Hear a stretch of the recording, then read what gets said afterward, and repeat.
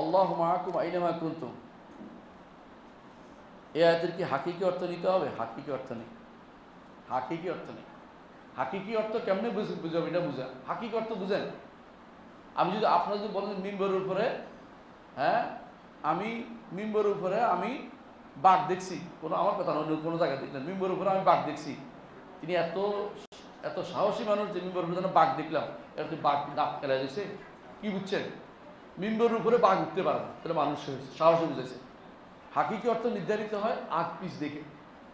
আল্লাহু মাআকুম আইনামা কুনতুম, এরপরে কি আছে বলেন তো? এরপর পড়বেন না, অর্ধেক পড়েন কেন?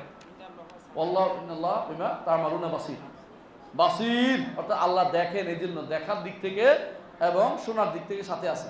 ইন্নানী মাআকুম আসমাউ আরা, ইন্নানী মাআকুম, আমি তোমার দুজনের সাথে আছি। এই সাথে থাকার ব্যাখ্যা কে করবে? আল্লাহ নিজেই করে দিচ্ছেন তো আয়াতের আগে পিছে। ইমাম আহমদ ইবনে হাম্বল এটা বলে গেছেন, যিনি বলছেন আয়াতে শুরু হয়েছে ইলম দিয়ে, শেষ হচ্ছে দেখা দিয়ে, মাঝখানে যেটা বলছেন পুরোটাই ইলম এবং দেখার অর্থ ব্যবহৃত হয়েছে, হাকিকি অর্থ এটা।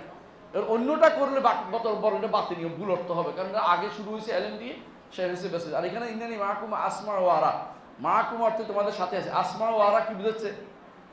দেখতেছি এবং শুনতেছি। তো এটা অর্থ তো সাথেই দেয়া আছে, আপনি এটা হাকিকি অর্থ না কোন অর্থ আপনি পাচ্ছেন? কথা বুঝেন না? আপনি আমার সাথে আছেন না? নাই আছেন, আপনি আমার লেগে আছেন, আছেন মানে আপনি আমার একমত আছেন, কথা বুঝেন না? আর ওরা সবসময় কথা খুঁজবা আলাপ মানে তুমি আমার সাথে আসো, টেলিফোনে বলেন আমার কথা শুনতে, তুমি আমার কথা আসো, কথা আসো কিনা নাই, এটা তো কেমন লেগে আছেন নাকি একসাথে? কেউ বলে নাকি? দুনিয়ার সাথে থাকার অর্থ কখনো লেগে থাকা, এটা আসলে শুদ্ধ নয়, এটা রেয়ার জিনিস।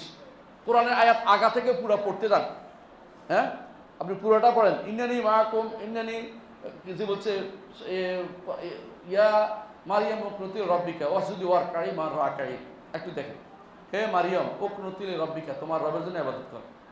হ্যাঁ তারপর হচ্ছে ওয়ারকাই মা রাকাইন, রুকুকারীদের সাথে রুকু করো। উনি কে রুকুকারীদের সাথে রুকু করতে গেছে? হ্যাঁ মানে কি তাসামুনা মারাহুম, তারা রুকু করে তুমি রুকু করো, এটা উদ্দেশ্য। দুনিয়া মা অর্থ কি সাথে তা লেগে থাকা, কিন্তু অর্থ কোথাও নাই। দুই তিন জায়গাতে একেবারে রেয়ার জিনিস এটা উল্লেখ করেছে।